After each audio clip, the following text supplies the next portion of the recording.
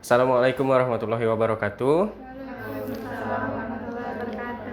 Baik, pagi hari ini kita akan masuk mata kuliah praktikum plebotomi. Lebih jelasnya kita akan bahas tentang pengambilan darah vena. Untuk alurnya kita akan tahu dulu apa itu plebotomi, kemudian apa itu pengambilan darah vena, kemudian apa-apa saja alat dan bahan yang digunakan, kemudian kita akan bahas gimana prosedurnya. Baik, pertama kita akan menjelaskan dulu apa itu plebotomi ya. Jadi plebotomi itu adalah teknik pengambilan sampel darah ya. Entah itu darah kapiler, darah vena, atau darah arteri, itu semuanya tetap disebut plebotomi. Jadi untuk kali ini kita spesifiknya akan membahas tentang pengambilan darah vena yang dilakukan di bagian lengan pada vena submediana cuviti. Bagi pengambilan darah vena itu bisa dilakukan menggunakan spuit ya. Yang pertama itu disebut sebagai sistem terbuka ya, open system. Kemudian bisa juga menggunakan tabung vakum. Jadi itu dengan cara closed system. Jadi pengambilan darah vena itu ada dua cara ya. Bisa bebas pakai mau cara yang mana.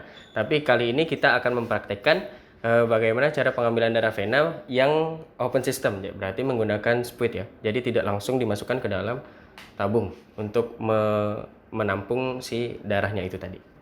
Oke, pada kali ini kita langsung masuk ke perkenalan alat dan bahan ya. Yang pertama, yang pasti menggunakan spuit ya, karena open system sebagai media kita untuk mengambil darahnya.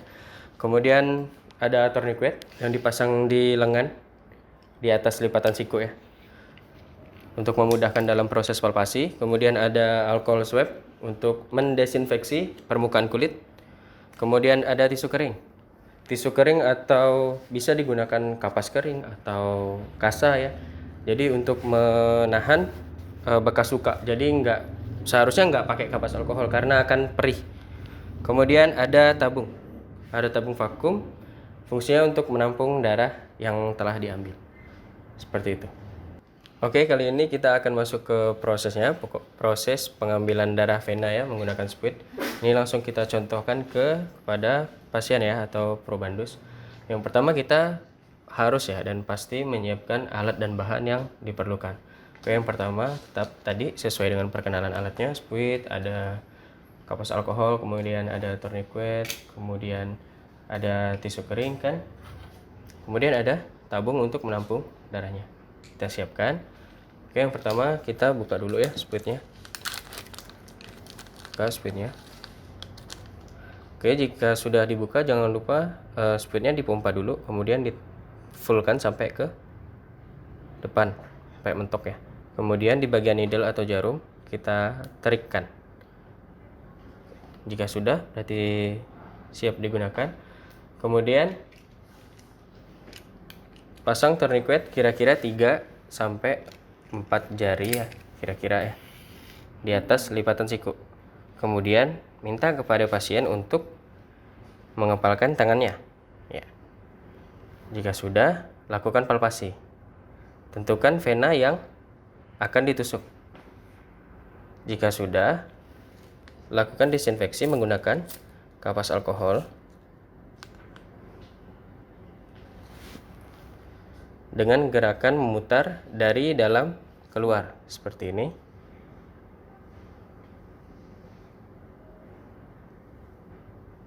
Oke. Jika sudah, tunggu sekitar 15-30 detik sampai alkoholnya mengering. Oke, jika kira-kira sudah mengering, buka spuit menggunakan satu tangan ya. Seperti ini. Kemudian letakkan tutup spuitnya tidak jauh dari pasien.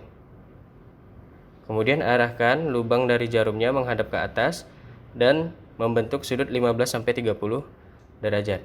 Jika sudah siap, lakukan penusukan. Pastikan darah sudah masuk di pangkal jarum. Jika sudah, lepas tourniquet terlebih dahulu. Setelah itu lakukan penyedotan sesuai dengan jumlah darah yang diperlukan. Jika sudah, siapkan tisu kering. Kemudian hanya ditempelkan saja di atas lokasi penusukan. Kemudian cabut jarum dengan segera. Kemudian sisa di ujung jarum harus ditarik lagi sedikit agar tidak kotor ya. Kemudian kejar tutup spuit menggunakan satu tangan dan tutup. Minta pasien untuk memegang tisunya, kemudian darah siap dipindahkan ke dalam tabung. Cara pemindahannya, spuitnya dibuka dari bagian needle, dari bagian jarumnya. Kemudian tabung dibuka. Posisinya adalah spuitnya tegak lurus dan tabungnya sedikit miring. Kemudian alirkan darah perlahan melalui dinding tabung.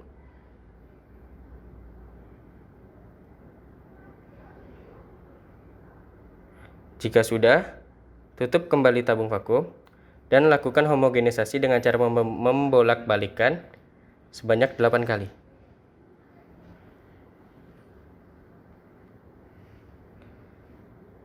Oke, setelah ini tabung bisa diberi label, data pasien, dan umur. Jika sudah, darah siap diperiksa. Demikian untuk penjelasan dari mata kuliah flebotomi tentang pengambilan darah vena.